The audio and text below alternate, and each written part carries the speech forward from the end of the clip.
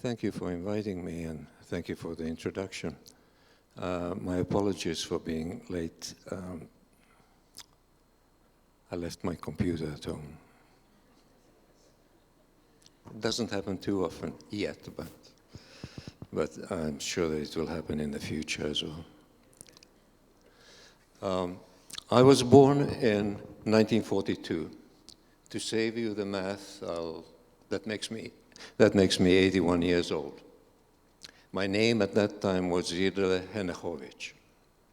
I hardly remember anything about my childhood, but I have spent 20 years, as you heard, researching my early life and talking to other Holocaust survivors in archives, on the internet, and libraries. I have documents stating 5 different birthdays. That becomes very confusing when people ask me, "What's your sign?" My answer is, "What would you like it to be?" Having found the name and photo of the midwife that delivered me, I now definitely know the date and the time I was born. And you can see here my birth certificate. By the time I got my passport, my birthday had changed. So the birth date of my passport is wrong. Which of the birthdays do I celebrate? None of them.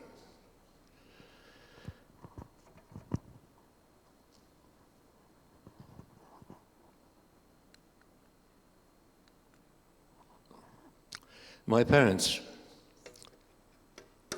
had dated for a long time before they were married in 1939, 3 days before the beginning of World War II, when Germany attacked and overran Poland. The Jews were quickly isolated from the rest of the population and were forced to move into ghettos, which were in the rundown areas of town. The first ghetto in Poland was established in my hometown of Piotrków.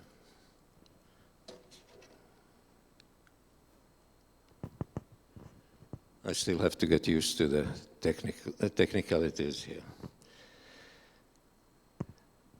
The non-Jews who had been living in that area were giving the better homes of the Jews that had been forcefully evicted. Restrictions were imposed on the Jews. Jews were shot for disobeying the Germans, or for no reason at all.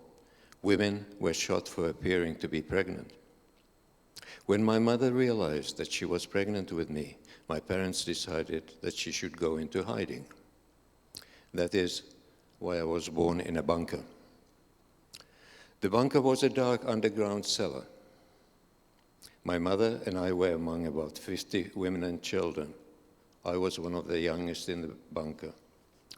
My father was not with us. He and other family members smuggled food to us.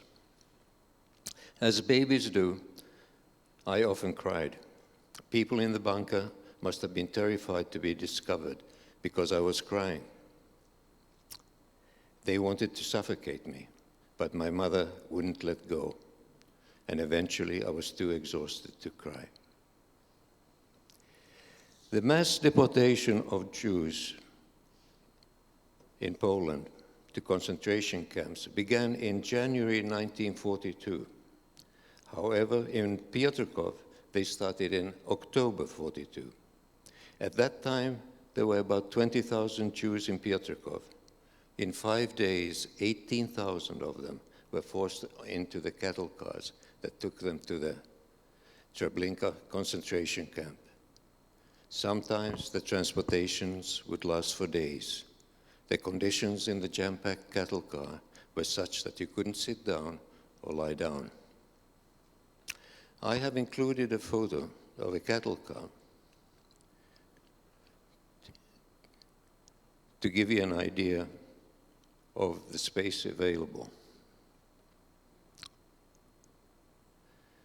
The squares on the floor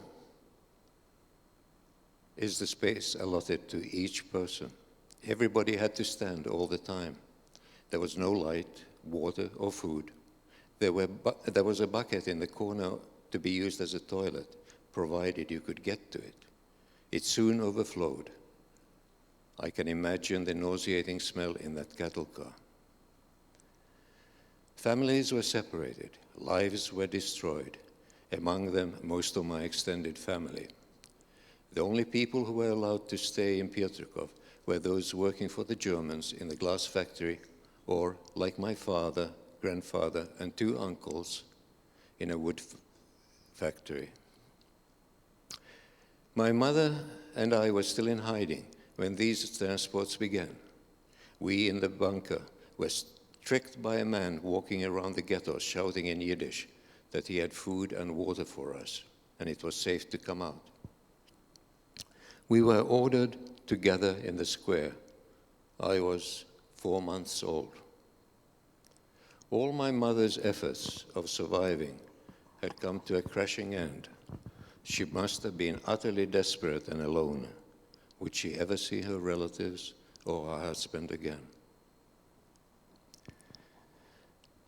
As my mother was walking towards the square, carrying me in her arms, she scanned the crowd standing on the other side of the barbed wire fence. She spotted my father standing near the fence that separated the ghetto from the rest of the town. He had just finished his factory shift and was returning home. Their eyes met. What do I do? Do I go with the crowd and hope for safety in numbers? Surely they cannot kill us all. Can I believe the Nazis when they say that we are being sent east to work camps? Why are they shooting us in the streets here? Can I keep my baby safe with me and give him some security and comfort on the journey? Babies cannot work. Do I have a rabbi's advice and go quietly and try not to upset the guards? If I throw Idala to you, can you catch him and be able to take care of him? What is the right decision? I'm frantic. I cannot think straight. What do I do? My mother had to make an immediate decision. It was probably the most difficult, unselfish, generous, heartbreaking, and courageous decision in her life. She threw me, her only child, over the fence to my father and continued walking. Instinctively, she did not want me on this journey, and here was a small chance to save my life.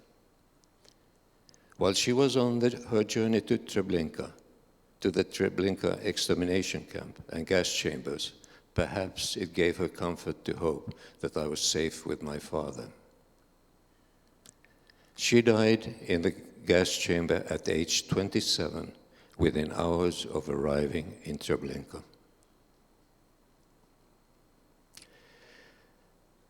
Years later, I visited Treblinka. It is customary for a Jew when they visit to leave a stone, and I decided to leave a piece of my sculpture, which had been touched by both my daughter and my granddaughter. I deposited it close to where my mother had been murdered. Visiting Treblinka was a very strange experience for me. When I was there, the place was absolutely quiet. No birds were singing. I was walking among the 200 tombstones marking the different communities, cities, and countries whose entire Jewish population had been murdered. The silence was agonizing. I listened for my mother's voice so that I could thank her for throwing me over the barbed wire fence, but her despair was drowned by the cries of the ghosts of the 1 million people who were murdered there. In the meantime, what had happened to little Yidela? My father caught me and realized that the guard had seen him. He ran with me into a nearby house and hid me under some straw in the attic. The guard followed him and came searching for me. He searched the whole house, including the attic. He even poked the straw with sticks and bayonets. Apparently, I didn't make a sound. After the guard left, my father fetched me. To his great relief, I was unhurt.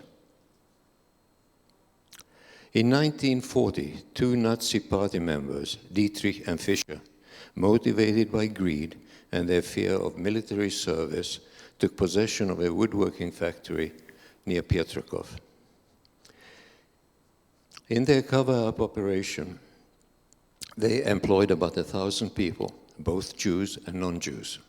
The Nazis demanded substantial bribes in the form of jewelry, services, and money. They were cruel and domineering. The labor camp was guarded by collaborators. The kitchen provided a ration of food, and food could be bought from the Polish workers at inflated prices.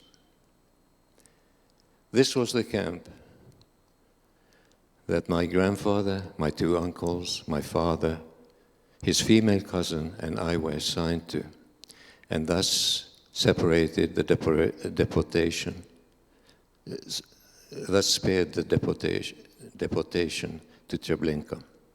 The adults shared the burden of looking after me.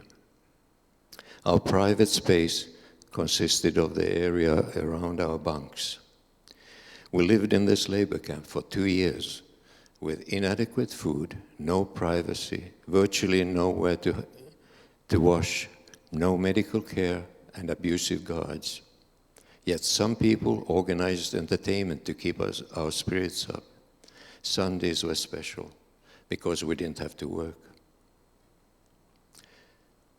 By the fall of 1944, German fortunes in the war had changed dramatically. The Allies had landed in Normandy, and the Soviet Union was quickly advancing towards Germany.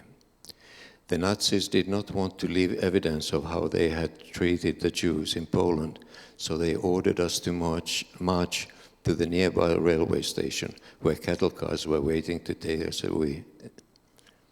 We were crammed with 350 people into the cattle car and sent to a men's-only Buchenwald concentration camp.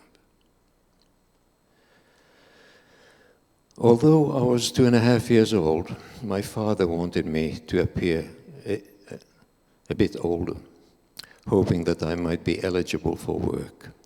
Thus, in my registration form to Buchenwald, my father stated that I was born May 10th, 1941. According to this date, I would have been 83 years old next week. May 10th was also the day my mother was born.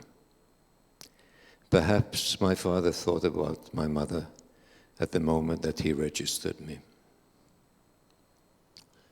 The birth date is up in this corner here.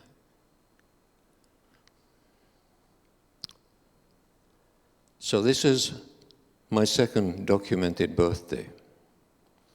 I became the youngest ever prisoner in the history of Buchenwald. Within a couple of days of our arrival, my two uncles and grandfather were sent on to a different labor camp. I stayed with my father in the block next to ours were Danish prisoners. Their conditions were somewhat better because they were allowed to receive Red Cross parcels, which they generously shared with us. So even under these horrific conditions, there was humanity. In Buchenwald, our life expectancy was very short because of malnutrition, lack of medical care, unhygienic conditions, treatment received from the brutal guards, torture, intentional killings. Some prisoners committed suicide by running into the surrounding barbed wire fence that was electrified. Now when I visit Buchenwald, I see the vast assembly ground. In my mind's eye, I can see 40,000 prisoners standing there daily for hours in all sorts of weather in order to be counted. The prisoners were not allowed to move. Most of them had been abused as slave laborers in the nearby ammunition factory, building roads, or worst of all, in the limestone quarry. As 2.5-year-old, I did not have to work. In January 1945, about a month after our arrival in Buchenwald, I was one of the 21 boys chosen to be sent to Bergen-Belsen. My father had to remain in Buchenwald.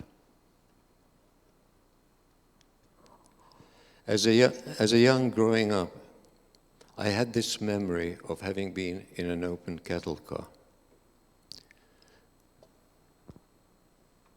The memory kept nagging at me, but talking to other people that had been on the same transports, they didn't remember it that way at all. I did discover that the journey from Buchenwald to Bergen-Belsen was not in a cattle car. It was in a passenger train. But it did not make sense to me that the passenger train would come to a concentration camp to pick up 21 young boys. This would have exposed the general German population to the reality of a concentration camp. I then discovered that this passenger train started not in Buchenwald, but Weimar, which was only 8 kilometers away. When I asked the Buchenwald archivist, how did I get from Buchenwald to Weimar? He unhesitatingly replied, in a roofless cattle car. Finally, my memory was validated. Considering all the horrors that I witnessed and experienced, why would an open cattle car be the only memory to stay with me? Maybe that was the last time because it was the last time that I saw my father. He was my only remaining relative and had been constant caregiver.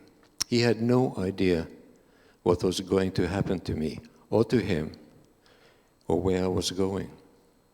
The separation must have been very devastating to both of us, but my only memory of the event was being in an open cattle car, not my father.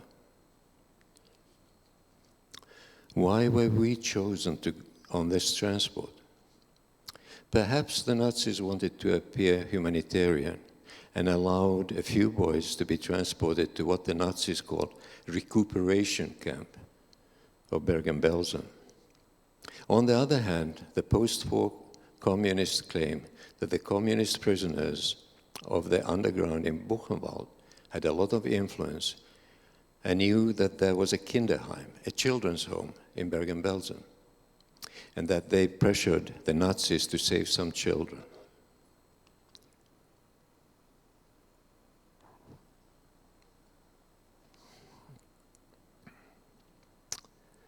In Bergen-Belsen, tens of thousands suffered physically and lacked dignity and hope.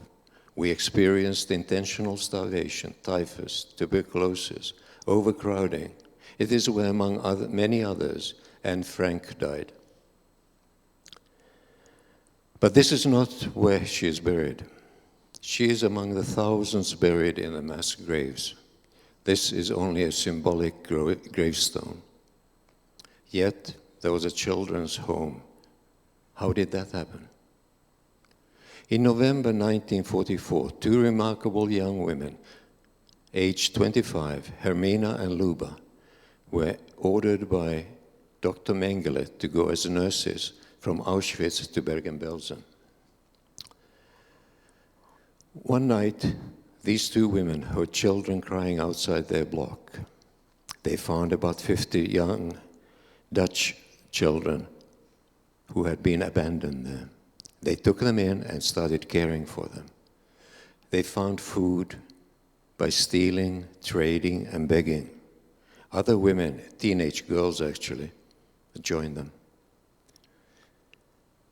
They even had some guards helping them. By the time I arrived there in January 1945, they had about 100 young children of different nationalities under their care. Block 211 became the Kinderheim.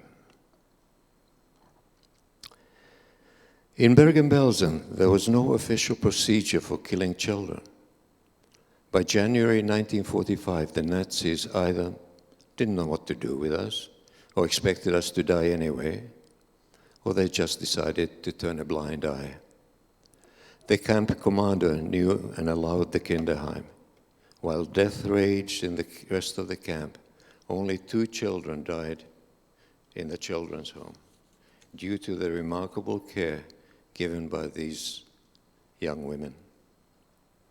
Across the lane from Block 211 is now a mass grave of 2,500. As children, we played among these corpses. I found Luba, whom I just mentioned, through a contact in Sweden, where she ended up after her liberation. I visited her in Florida. I was not surprised that she didn't remember me. By then, almost 60 years after the war, and most of the children under her care were Dutch.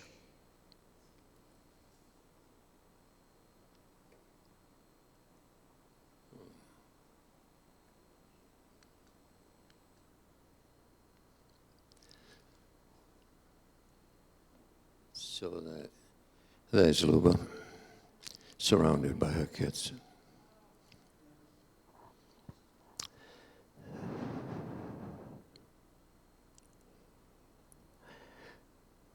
I very often start to cry when I hear a specific lullaby sung in Yiddish. Nobody could explain why. Just a few years ago, I was watching a documentary on NBC about Luba on YouTube.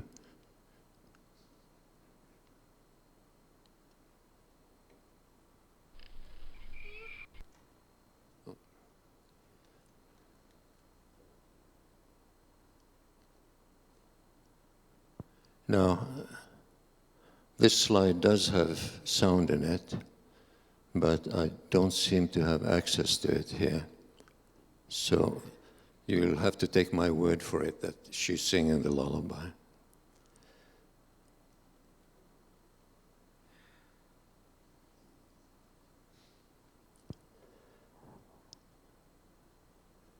I now had my answer. It was she who had sung it to us, to calm us down and help us fall asleep. This lullaby must be the bridge to my early life, carrying me to my deep unknown reservoir of memory. Oh, there it is. I'll just back it up a bit and do it again.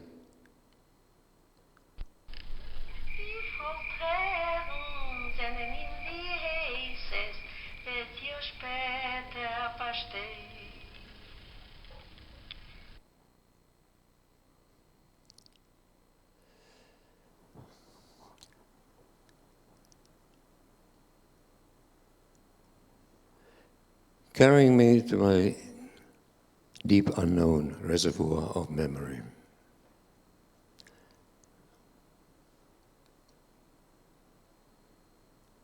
I also found this book by Hetty Veron. She was one of the Luba's helpers in the kindergarten. She had written about her experiences. In the book, she even mentions me by name a couple of times. When we met again in 2010, 65 years after liberation, she could not believe that I had survived after having been so ill with TB. We talked endlessly, catching up on each other's lives. She strongly encouraged me to keep telling my story to anybody who would listen and to document all I knew. 2010 really became my year of many remarkable coincidences. I had been invited to attend the celebration in Bergen-Belsen. I went there very reluctantly, but among the 200 survivors, it was comforting. Before my visit, I had always felt like I didn't belong anywhere.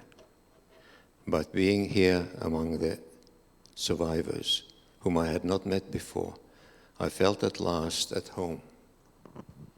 There was a feeling of long-lost togetherness, of having finally found a family. We did not need to go into details of what we had experienced. All we needed was to say a place name or a time. We would grow silent and understand each other. On my way home from Bergen-Belsen in 2010, I stopped in Berlin to meet my cousin from Finland and her son who lived in Israel. Out of curiosity, we visited the Holocaust Memorial in Berlin and on a whim looked up the information they had on my mother. I found a document stating that my mother had died in Treblinka.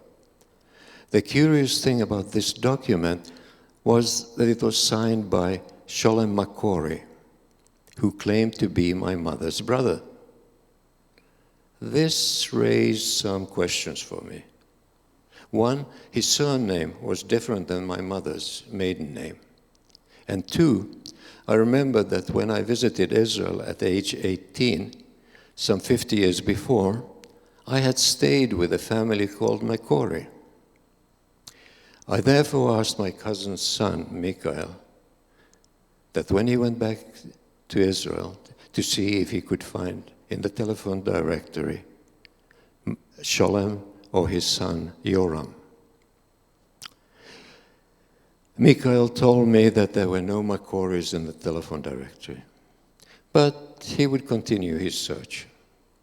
After a couple of days using Facebook, Mikhail found Yoram in South Africa. Yoram had been on Facebook for just 5 days. Had Mikhail not found Yoram then, I doubt if I would have tried again. The only reason Yoram opened his message from Mikhail was that Yoram hadn't had his first cup of coffee yet and thought that the message was from his daughter, whose name was similar to Mikhail's. Yoram explained to me that when his father escaped Poland before the war and arrived in Palestine, he changed his surname to make it sound more Israeli. His father had also taken with him family photos, so I now have photos of my parents, my grandparents, uncle, and aunts. Yoram also surprised me when he told me that he had known all this time that we were cousins. I hadn't known that.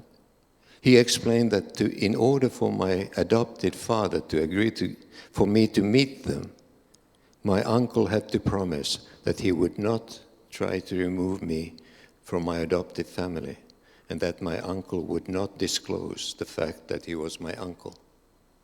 My uncle kept his promise. Another coincidence that occurred that same year when I was bored and decided to watch some TV. After surfing the channels, I stumbled on a documentary showing footage that the British had filmed when they entered Bergen-Belsen on April 15, 1945. They filmed what they saw so that in the future no one could deny the horrors of the camp, and also for their own propaganda purposes. In this documentary, they showed a small boy getting his hair brushed.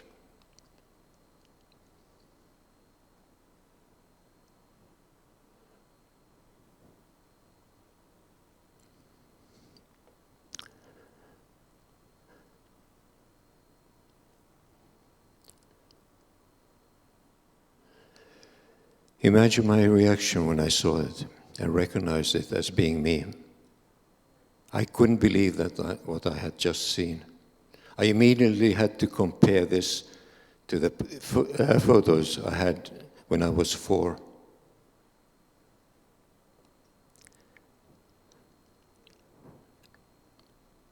What are the chances of this happening? At liberation, there were about 60,000 living prisoners in Bergen-Belsen. What were the chances of me being filmed? What are the chances of a documentary filmmaker in 2010 using this specific 5-second clip?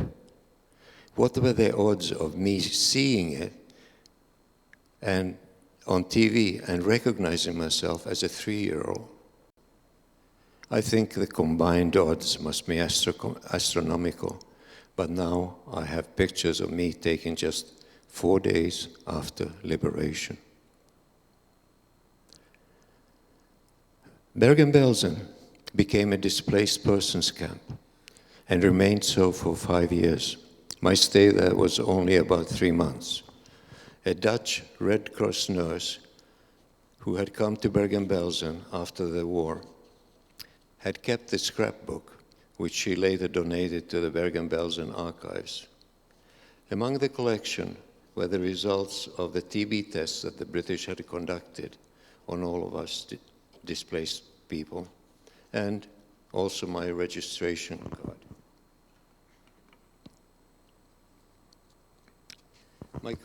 My card was published in a book itemizing the archival collection. I had a friend who lived here on the same street in Victoria. He too had survived Bergen-Belsen. In that scrapbook, on the same page with my DP card, I was astounded to find that of all possible cards they could show was also his card. That's how small the world is. Serendipity? Perhaps. Sweden agreed to accept 9,000 refugees, with priority given to sick people and children. As the 3-year-old with tuberculosis, I was on the last ship leaving Lübeck, Germany, transferring to a Swedish hospital. Before surrendering the camp to the British, the Nazis had destroyed all records, so none of my records followed me to Sweden. The bureaucrats in Sweden realized that at some point I would need a birth date. Depending on the different documents, they invented 2 additional ones, eventually settling on the one that is in my passport. I thus have documents for 5 different birthdays. I stayed in Sweden for a year, recovering from TB. The first in a hospital and then for a short time in an orphanage. The Swedish record keeping was extraordinary. 90 years later, when I asked for my hospital records, I could trace my temperature on certain dates and also the number of bowel movements. I will spare you the details. Before the Swedish authorities allowed me to be adopted, there was more red tape. They wanted to be sure that I was an orphan. An Orthodox Jewish lady from New York came to Sweden wanting to take 20 orphans to be adopted in the United States. The Swedish authorities agreed to include me, but my 2 uncles who had survived the Holocaust refused to give their consent. So the boat sailed to New York without me. Had the adoption gone through, I may have ended up as an Orthodox American Jew. Or perhaps not. Who knows? I was now 4 years old. A Finnish Jewish couple, Minna and Sam Maslovat, came to Sweden wanting to adopt a girl or 2. Was it my blonde curly hair, or when I clung to Minna saying in German, "Das ist meine Mama," this is my mother, that they decided to adopt me? I moved to Finland, where I grew up. That was when my name changed to Julius Maslovat. After that, my life changed dramatically. I could not have asked for better parents. They were caring, patient, protective, and provided me with everything I could want. I went to a Jewish primary school in Finland. At age 14, my parents decided to send me to an excellent boarding school in England. I continued it in an English university and became an engineer. In 1966, I decided to emigrate to Canada. First to Toronto, where two of my blood uncles were living with their families. In 1967, I got married. Pardon me. Oh. Thank you. Okay.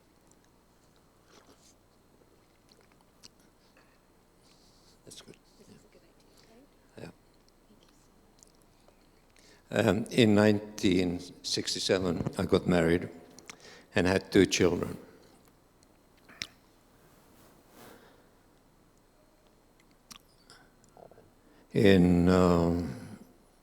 I worked as an engineer until 1976, and then became a potter in British Columbia.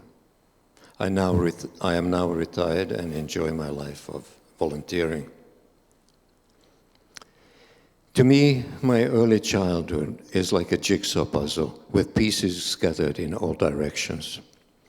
Over the years, I have succeeded in connecting most of the pieces, but there is one large piece missing. I don't know what happened to my father. The documents in Buchenwald show that about a month after I was gone, he was sent to a labor camp in the center of Frankfurt am Main. I am sure that he did not survive the war, but I do not know how or where he died. He may have died on the death march back to Buchenwald, or on a train transport to Bergen-Belsen. Of the 200 people on that train, only 8 arrived alive.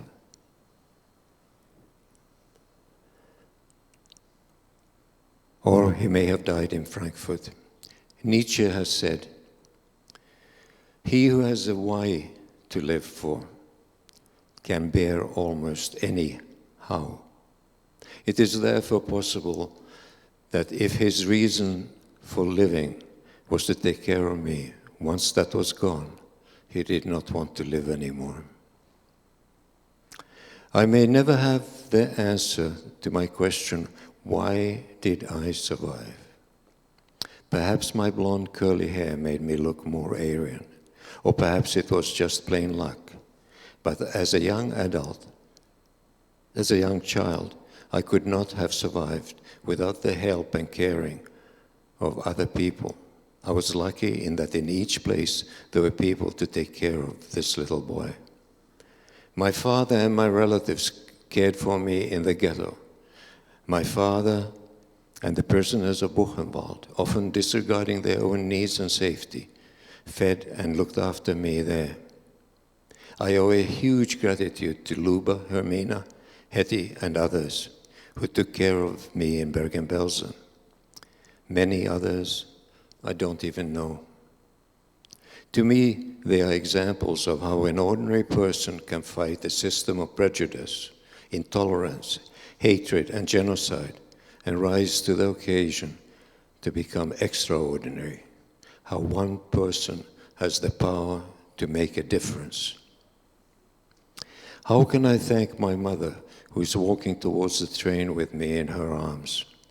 In spite of being scared, has the courage and the strength to act against all her motherly instinct and throw me away from her. All she knew was that she did not want me on that journey. Who of us could do that? And to my adopted parents, Minna and Sam Maslovat, who gave me good life of security and caring. They enabled me to overcome all the pain and horror that I had, so that I could live without bitterness and hatred. When I tell my story in Germany, people often ask me, after having experienced all this in the hands of Germans, having your parents killed and all the suffering you saw, how do you feel about the Germans of today? Although the Nazis killed Jews only because they were Jews, I carry no bitterness towards the Germans of today. Are today's Germans in any way guilty of what their parents or grandparents did? If I now hated Germans only because they are German, I would be no different than the Nazis. If I did that, I would have to admit that the Nazis won the war. I will not allow that to happen. To me, a person's religion, nationality, skin color, sexuality, disability doesn't matter. Having received all this help, I now feel that the only way I can show my gratitude is by helping people in need who have been less fortunate than I. I consider it my duty as a Holocaust survivor to speak out about my experiences in schools, universities, churches, or anybody that will listen, trying to ensure that it will never happen again. I have given media interviews in Australia, United Kingdom, Finland, and participated in Holocaust commemorations and education events. I attend demonstrations against social injustice. So, what can you do? Remember that World War II did not start with guns, but with words, and by taking away people's rights. Be aware when that happens. Oppose it in any way you can. Stop bullying, name-calling, making fun of people because of the way they look, dress, or talk, laughing at racist or sexist jokes. If you see others do it, speak out. Become friends and help people who are different than you. Write letters when you see human rights being abused. Demonstrate, vote, boycott. Don't be silent or indifferent when you see social injustices. As my adopted mother would say to me in Yiddish, sei ein Mensch, loosely translated, do the right thing. Help people whether they're children or adults, whether they're related to you or not. They are people just like you and me, and deserve all the help we can give them.